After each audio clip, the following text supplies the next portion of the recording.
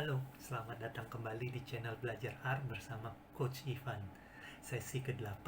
Kali ini kita belajar yang lebih kompleks di R.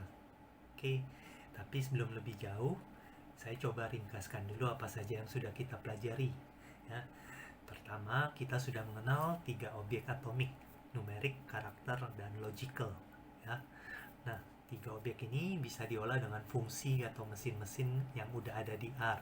Ya, yang kalau untuk objek numerik kita sudah mengenal fungsi atau operator aritmatika, ya, tambah kali kurang bagi, pangkat dan logaritma dan sebagainya, ya. Kemudian kita kalau mau mengolah objek karakter ada fungsi kayak to lower to upper, ya, jadi huruf kecil huruf besar. Kemudian ada juga paste, menggabungkan 2 objek karakter jadi satu, ya, dan sebagainya.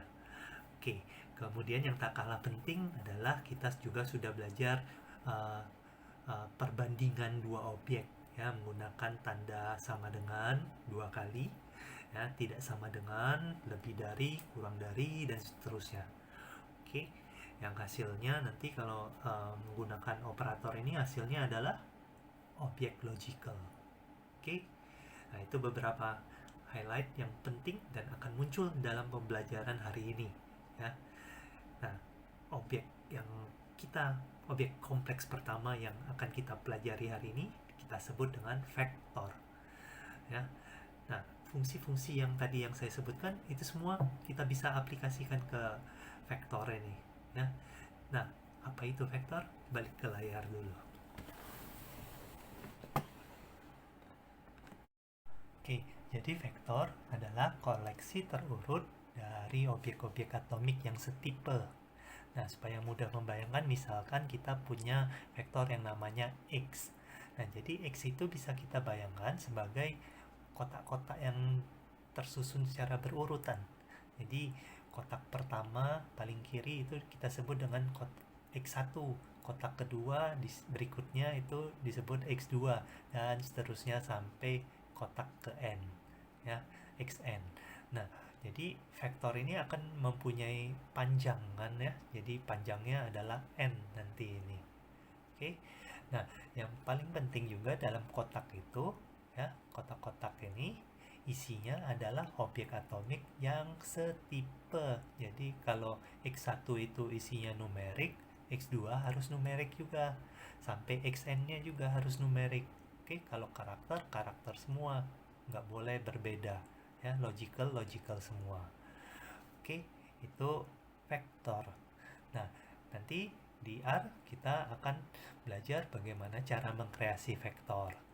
Setelah mengkreasi, kita ingin mengakses elemen vektor, ya.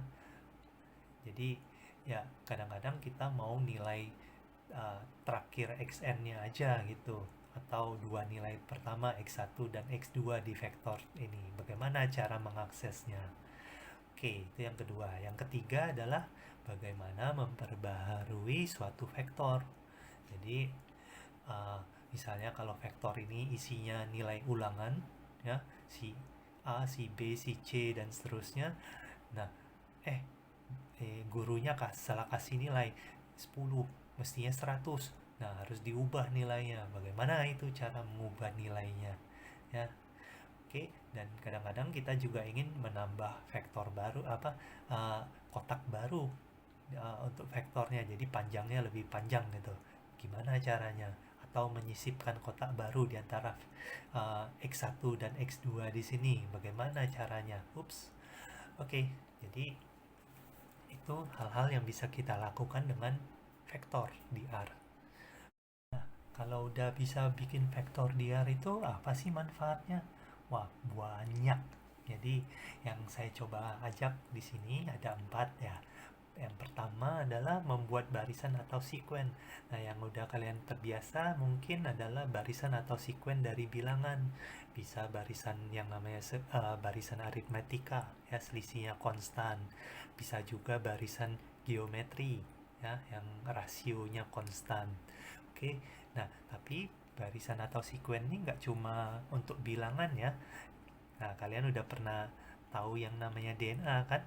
DNA. Jadi itu bisa disebut juga sebagai barisan atau sekuen dari huruf-huruf, ya. Huruf-hurufnya cuma ada 4, A, C, G, T.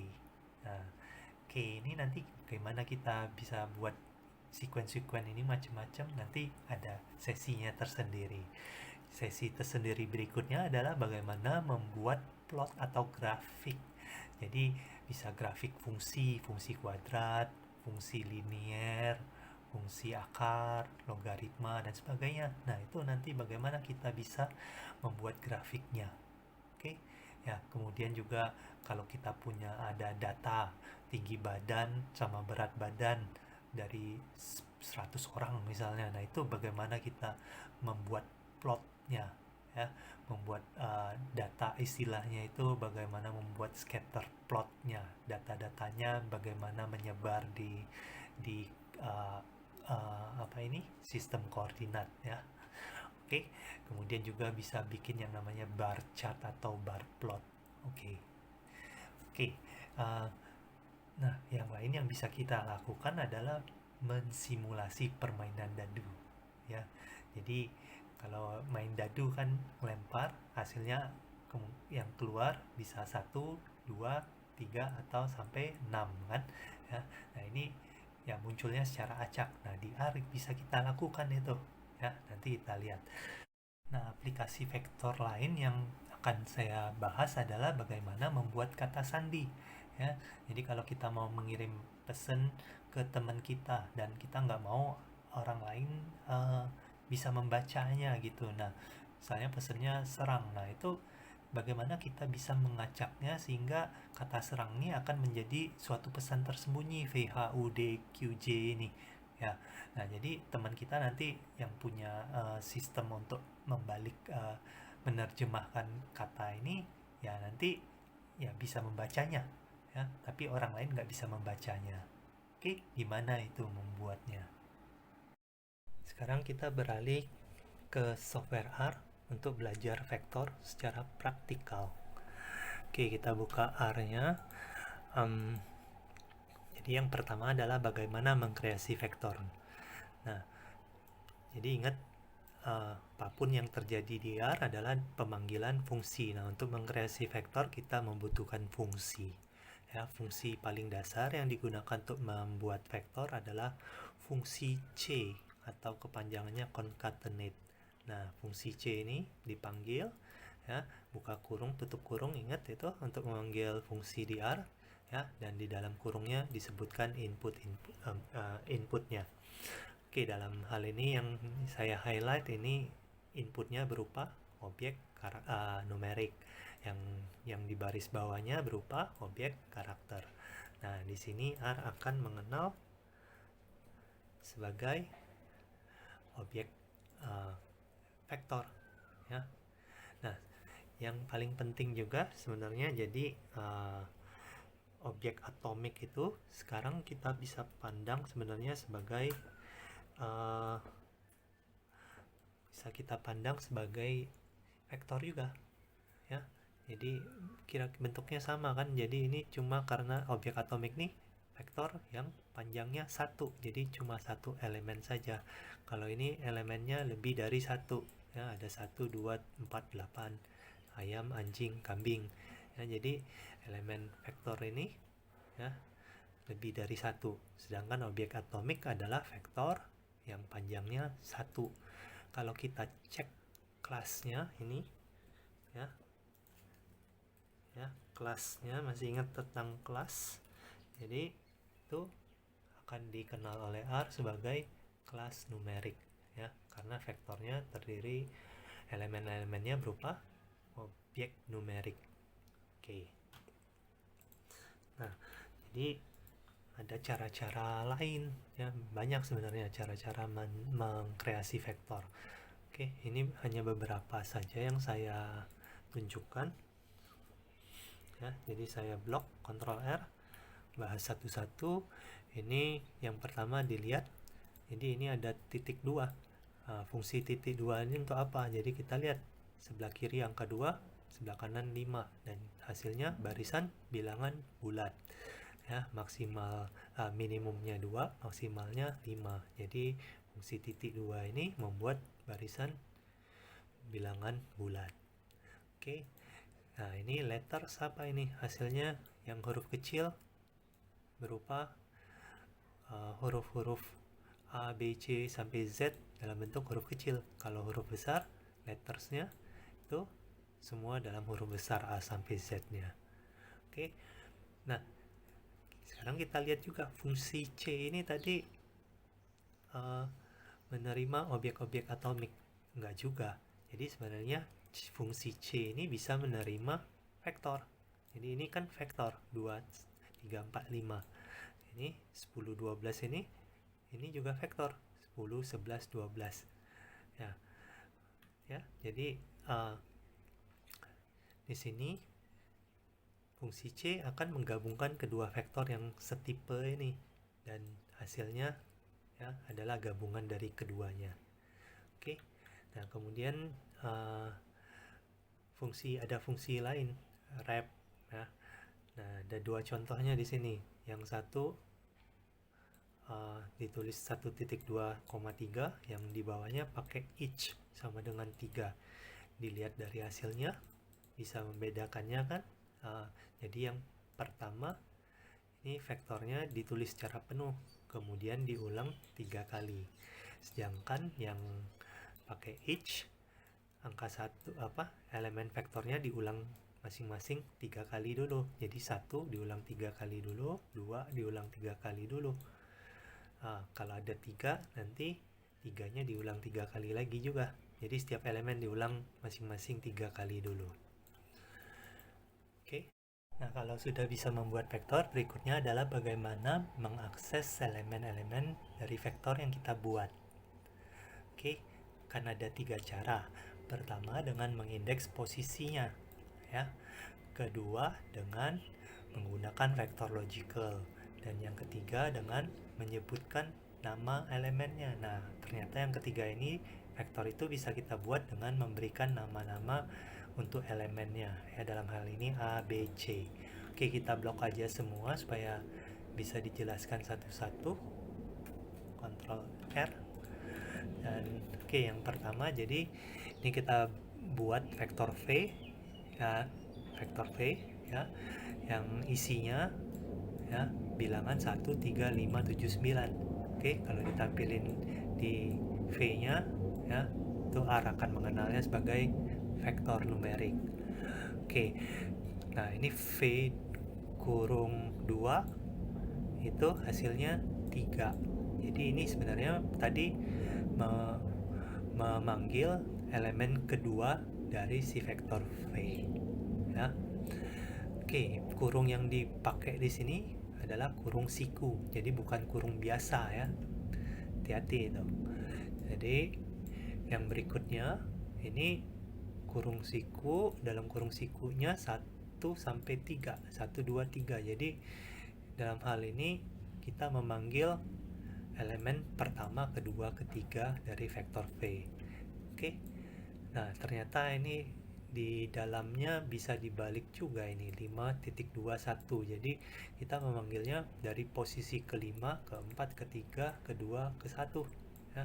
Jadi vektornya urutannya dibalik. Oke. Urutan elemennya dibalik dalam hal ini. Oke, kemudian yang keempat, ajaib lagi. Jadi bisa -1 dalamnya. Dan apa hasilnya? Kita lihat hasilnya elemen pertama nggak termasuk. Nah, jadi cara pemanggilan yang ini adalah memanggil tampilkan semua elemen kecuali, ya, ini jadi tanda minus ini, kecuali di posisi ke-1. Oke. Berikutnya adalah dengan menggunakan vektor logical. Oke, vektor V-nya masih sama, dan ini cara memanggilnya pakai kurung siku tetap, ya. Dan di sini dalam kurungnya berupa vektor logical, ya, bukan lagi angka, ya.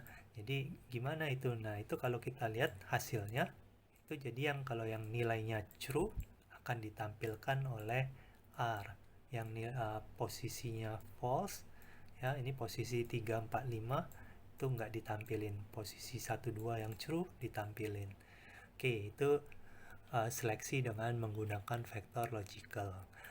Kemudian dengan mengindeks nama dari elemen. elemen-elemen pada vektor tersebut. Kita lihat vektor baru ini U, A, B, C, nama elemennya, dan elemennya adalah 1, 2, 10 ya. Oke, dan kita panggil U, A, hasilnya A1. Jadi ini dia ya menampilkan elemen pertama ini ya.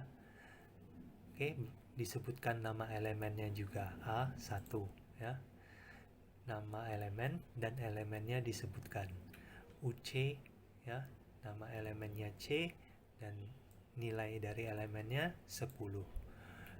Oke, berikutnya adalah bagaimana memperbaharui vektor. Jadi ada dua hal. Pertama, mengubah elemen pada vektor, dan yang kedua ya, ini mengubah elemen pada posisi tertentu ya. Kemudian bagaimana menyisipkan elemen baru pada vektor. Oke, ini di blok aja supaya bisa dibahas satu-satu. Ctrl R dan kita lihat. Oke, yang pertama kita buat vektor V yang isinya angka 1 sampai 5 ya. Dan kita cara merubah, misalnya di posisi ketiganya kita mau ubah jadi 0 ya. Ini angka 3 diubah jadi 0. Caranya adalah dengan menyebutkan nama vektor dan posisinya digunakan tanda kurung siku, ditutup kurung siku ya. Oke, jadi V3. Oke, kita ingin elemen baru 0. Nah, untuk menyematkan elemen barunya gunakan tanda penyematan ini. Oke, jadi kalau kita jalankan perintah ini di R, kita cek nilai V, vektor V yang baru, hasilnya tidak lagi 1, 2, 3, 4, 5, tapi 1, 2, 0, 4, 5. Oke, itu mengubah elemen pada posisi tertentu pada vektor. Oke, kemudian bagaimana menyisipkan elemen baru pada vektor ya. Jadi V ini ya, kita mau sisipkan vektor baru min 1 ini. Nah, fungsi yang kita gunakan adalah fungsi append ya. Nah, isi fungsi append ini ya, inputnya ada 3 macam. Nah, kalau kita lihat pertama itu adalah vektor V-nya. Kemudian vektor baru yang ingin disisipkan, dan 3 ini kira-kira posisinya kan ya. Oke, jadi tapi kalau kita lihat hasilnya, hasil ini, nah ini V-nya otomatis berubah lagi ya kalau kita, karena kita menyematkan dengan nilai yang baru si V-nya. Jadi kalau kita cek V-nya lagi, sudah tidak lagi yang ini tadi, tapi yang baru ini. Nah, kalau kita lihat hasilnya, minus 1-nya diletakkan sesudah posisi ketiga ya. Jadi ini kita bukan letakkan di posisi ketiga, tapi letakkan sesudah posisi ketiga. Oke. Nah, jadi itu cara menyisipkan vektor baru dengan fungsi append. Nah, dengan untuk menyisipkan elemen baru, kalau untuk di awal atau di akhir, kita simple aja, cukup menggunakan fungsi C ini tadi. Jadi kita mau misalnya mau tambahkan sesudah 5 ini kita mau tambahkan elemen baru 1000. Nah, itu simple aja. Jadi panggil fungsi C, concatenate kontrol vektor V dengan angka 1000. Jadi ini hasilnya akan berupa vektor baru ini ya. Dan ini sekali lagi nilai V diupdate ya, karena kita gunakan tanda penyematan ini. Jadi V-nya sekarang berupa vektor yang baru ini, yang ujungnya 1000 sekarang. Oke, bukan lagi 5. Oke, kita juga bisa gunakan trik ini untuk menyisipkan nilai baru sebelum V, misalnya minus 1 di sini. Nah, itu kita gunakan C, minus 1, V ya. C buka kurung, minus 1, V tutup kurung. Nah, itu nanti menyisipkan vektor baru atau objek baru di awal ya. Dengan ini kita sudah selesai belajar mengenai bagaimana mengkreasi vektor, kemudian mengakses elemen-elemen pada vektor yang kita buat, dan terakhir bagaimana memperbarui vektor yang ada. Oke? Oke. Nah, berikutnya tentunya adalah bagaimana vektor-vektor ini bisa diolah lebih jauh ya. Dengan kata lain, mesin-mesin atau fungsi-fungsi apa saja yang bisa kita aplikasikan ke objek vektor ini ya. Nah, untuk itu sebenarnya fungsi-fungsi yang sudah kita pelajari sebelumnya seperti operator aritmatika, tambah kali kurang bagi dan sebagainya ya. Dan kemudian juga ada fungsi untuk objek karakter, paste, substring, to lower dan sebagainya, itu bisa kita aplikasikan ke vektor sebenarnya. Nah, ini contoh-contoh yang saya kasih. Jadi ini screen-nya saya bersihkan aja.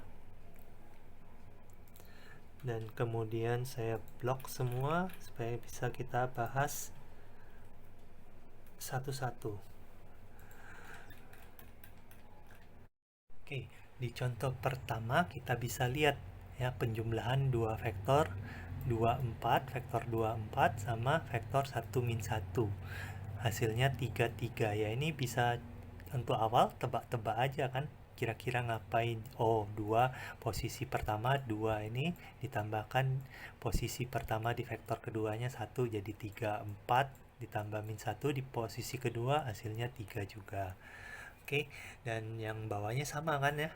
2 dikali, sekarang perkalian vektor, 2 kali 1, 2, 4 kali min 1, min 4. Ya. Nah, jadi ya memang sebenarnya di R itu dia melakukan operasi yang kita kasih per posisi ya untuk masing-masing vektor. Ya, jadi dilakukan per posisi. Nah, ini akan lebih jelas di contoh berikutnya. Jadi ini 1 sampai 5, vektor 1 sampai 5 ditambah 1. Loh, tapi ini panjang vektornya 1, yang ini panjang vektornya 5. Beda panjang kok bisa mendapatkan hasil? Ternyata R-nya itu nggak bingung, karena secara otomatis dia akan mengubah vektor yang lebih pendek menjadi sepanjang vektor yang lebih panjang. Nah, itu saya ilustrasikan di bawah ini ya. Jadi vektor 1 sampai 5 ini kan 1 2 3 4 5 dan 1 ini secara otomatis dipanjangin oleh R jadi satunya muncul 5 kali ini. Oke, jadi kalau ditambah per posisi 1 tambah 1 hasilnya 2, 2 tambah 1 posisi kedua hasilnya 3 dan seterusnya sampai 5 tambah 1 posisi kelima itu 6 hasilnya. Oke, dan kita lihat hasil yang atas dengan bawah sama. Oke, nah ini sama juga yang di bawah ini contoh berikutnya ya, 2 kali 1 sampai 5 itu secara prinsip R akan memperpanjang yang panjangnya 1 ini jadi sebanyak 5 kali ya. Duanya muncul 5 kali dan ini yang 1 sampai 5 adalah ini ya, 1 2 3 4 5 itu dikalikan. Nah, itu akan dikalikan per posisi. Posisi pertama adalah 2 kali 1 hasilnya 2. Posisi kedua 2 kali 2 hasilnya 4 dan seterusnya sampai 2 kali 5 hasilnya 10. Ya, jadi dilakukan operasinya per posisi. Nah, ini kenapa ini ada dapat warning?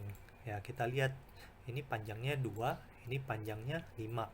Ternyata R kasih warning kalau yang lebih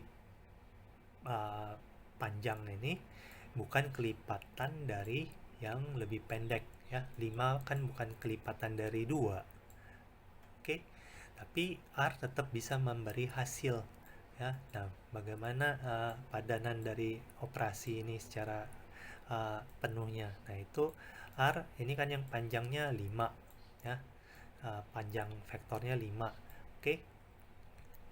Oke, jadi 1 2 3 4 5. Yang ini panjangnya cuma 2. Nah, itu diulang-ulang terus sampai panjangnya 5. 1 2 diulang, 1 2, belum belum belum sampai 5 panjangnya, diulang lagi awalnya 1. Jadi duanya nggak muncul karena panjangnya sudah 5.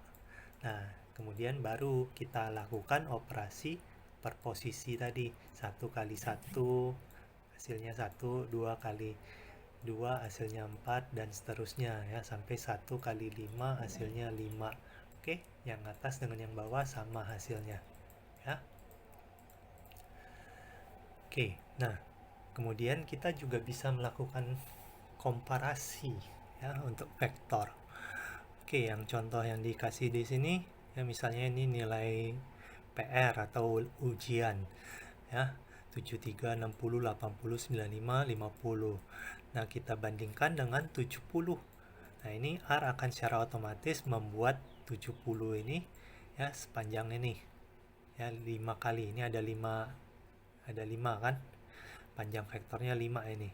Jadi diulang 5 kali 70-nya. Jadi hasil yang atas dengan yang bawah ini kan sama ya.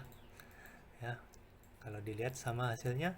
Jadi 73 dibandingin dengan 70 true, 60 dengan 70 false. Ya, 80 lebih dari 70 true. 95 lebih dari 70 true. 50 lebih dari 70 false. Oke.